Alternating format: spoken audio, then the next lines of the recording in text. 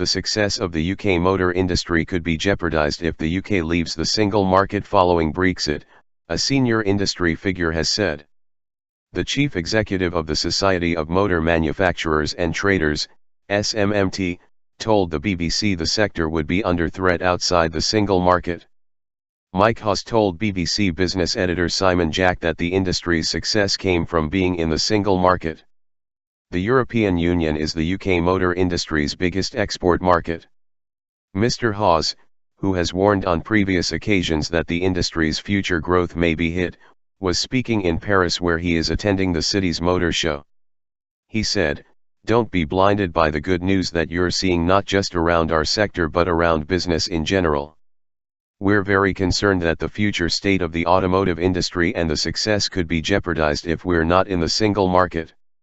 He added that the growth of the industry would be under threat outside the single market because the success we've had and the strength of it has been built on being part of the single market. The UK's membership of the EU's single market means it has free movement of goods, finance, and people around the EU, without any tariffs or other barriers, as well as giving it a say on how the EU's rules are written.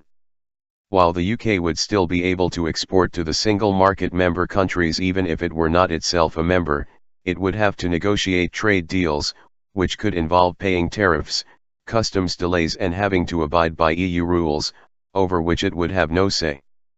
In the first half of the year, 57.3% of UK car exports, a total of 502,647 cars, went to the EU, followed by the US, which had 12.1% of exports.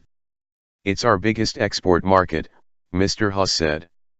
"We're an export-led industry and the way that the parts move in and out of different countries, it's a highly complex process. Being part of that single market not just makes it easy but makes it affordable." His comments were backed up by Hanno Kerner, Executive Director of Corporate and Strategy at Jaguar Land Rover. "In the worst case, if we were to introduce duties, and if we were to have 10% duties to pay on parts, for instance, that would be something that customers would have to pay. It would potentially affect jobs," said Mr. Hanno. "Also, if we export to Europe and become less competitive, maybe we would sell less, we would have fewer jobs in the UK. So we are very concerned. We believe that maintaining today's freedom of trade is terribly important to all of us," he added. No guarantees. Mr. Hawes was also asked if his hopes of remaining in the single market were unrealistic amid talk of UK government plans to tighten border controls. "The challenge to the government is to ensure that industry, which creates the jobs on which so many people depend, has what it needs for its future success, but also address concerns about immigration," he said. European leaders have repeatedly stressed that the UK cannot stay in the single market without accepting the free movement of EU citizens. Mark Garney, Minister at the Department for International Trade, is also attending the Paris Motor Show.